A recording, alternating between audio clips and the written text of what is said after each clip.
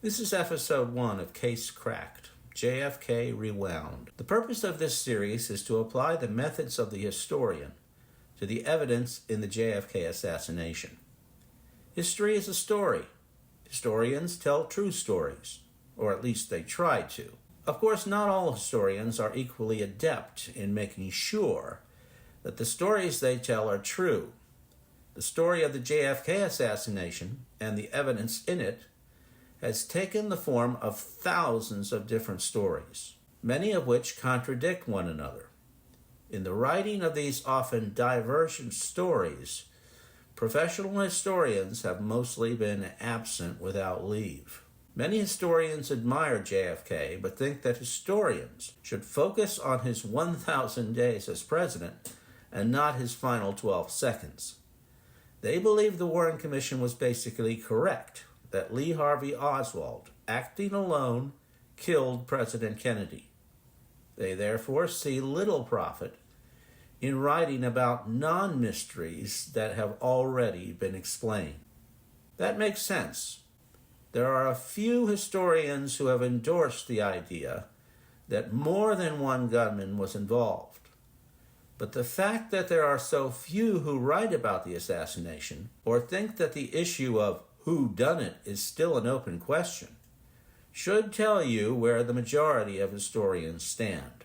I guarantee that if this was an open question in the historical community, there would be more than just a handful of gadfly historians on the quest for conspiracy. So why am I, a professional historian, on the case if I don't believe in conspiracy? The answer is in part because I want to try to explain why people believe the irrational absurdity of two gunmen in the face of so much overwhelming evidence to the contrary. We will look at the conspiracy thinking in this case and why these conspiracy theories are cracked, as in crazy, even as the case has been cracked, as in solved, over and over again.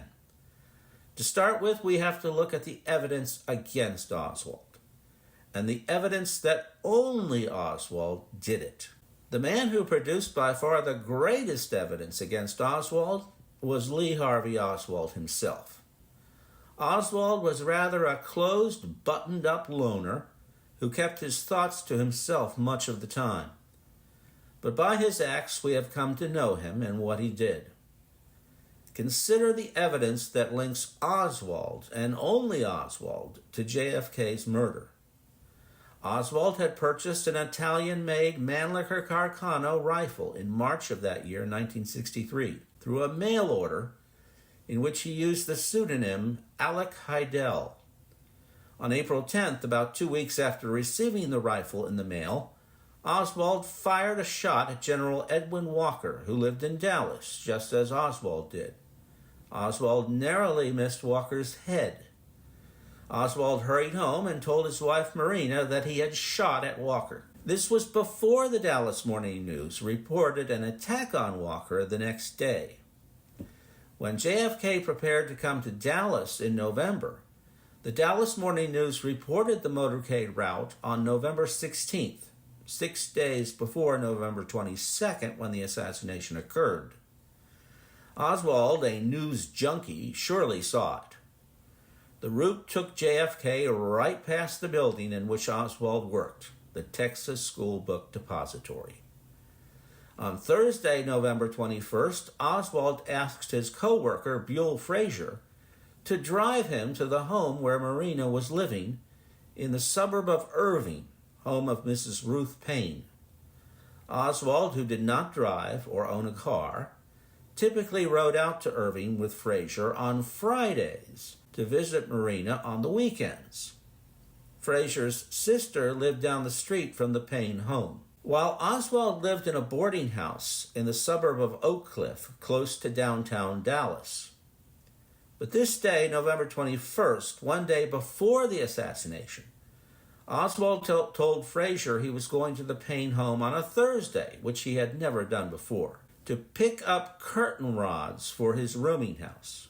That was an obvious excuse to go out to Irving to retrieve his rifle, which, unbeknownst to Ruth, Oswald had stored in Ruth Payne's garage. Oswald's room at the boarding house already had curtain rods. The next morning, the morning of the assassination, Oswald walked to Fraser's house with a long paper bag, a bag that he took the liberty of laying out on the back seat of Fraser's car. When Fraser came out, he asked Oswald what the bag was for. Oswald said they were the curtain rods he had spoken of the day before. Yet neither Ruth nor Marina had said that Oswald mentioned curtain rods. Oswald's room didn't need curtain rods. Ruth had curtain rods in her garage, but they were still there after the assassination, and no curtain rods were found in the book depository. Oswald filled no orders that morning, although he wandered the building with his clipboard. Oswald was the only worker who was not with someone else watching the motorcade. He had no confirmed alibi. He claimed to be eating lunch with a fellow employee known to Oswald as Junior Garman. But Garman was watching the motorcade on the 5th floor with 2 other men, while Oswald was supposed to be in the 2nd floor lunchroom eating lunch. This man, who was more interested in politics than anyone else in the building, was supposedly the only one not interested in seeing the president. If we can believe that. Well, we can't. Oswald was last seen 20 minutes before the assassination on the 6th floor from which the shots were fired. A co-worker had then asked him if he was coming down. Oswald said he would. No one saw him again until after the assassination. About 75 seconds after the final shot was fired, Oswald was seen walking quickly through the 2nd floor lunch area by a patrolman who had rushed up from the 1st floor to find the assassin. The building supervisor, Roy Truly, was with the officer and vouched for Oswald. The officer let Oswald go and continued up the stairs with Truly. Oswald then bought a Coke and proceeded to cross the 2nd floor. He was stopped briefly by Mrs. J.A. Reed, who said the president had been shot at, following which Oswald walked down a flight of stairs to the exit at the front of the building. He then headed east to board a bus several blocks away. He was the only employee to leave the building after the assassination, and he left just 3 minutes after the last shot was fired. He would have left sooner if he had not been stopped by the officer. Oswald boarded a bus headed back west, which was the direction he had to go in order to get to his boarding house in Oak Cliff. The bus was stopped in the traffic caused by Oswald himself. Oswald asked for a transfer and got off. Before he did, a former landlady of Oswald's saw him on the bus and later said he looked like a maniac. Oswald walked a few blocks to a cab stand at a Greyhound bus station and hired a cab to take him the 10 minutes across the Trinity River to his boarding house. The cab driver remarked on the police sirens that were screaming everywhere and asked Oswald if he knew what the commotion was all about. Oswald knew, if only because Mrs. Reed had told him back at the depository. Oswald said nothing to Mrs. Reed. He also said nothing in answer to the cab driver's question. Oswald ordered the driver to drop him off at a location beyond his boarding house, an obvious feint. He then walked back to the house and quickly retrieved his pistol. Once there, he was asked by Earlene Roberts, "Why all the hurry?" And again he said nothing in reply. When he left, he seemed to Roberts to be waiting for a bus, but only for a moment before she lost sight of him. Some 12 minutes later, Oswald was seen on 10th Street near Patton Avenue by patrolman J.D. Tippett, who had been ordered to drive through Oak Cliff looking for a slender man about 30 years old and around 5 to 6 feet tall. Oswald may or may not have reversed direction when Tippett turned the corner and the 2 men spotted each other. Tippett pulled up beside Oswald and talked to Oswald through the passenger window. Tippett was not satisfied and got out to question Oswald further. but he did not unholster his gun.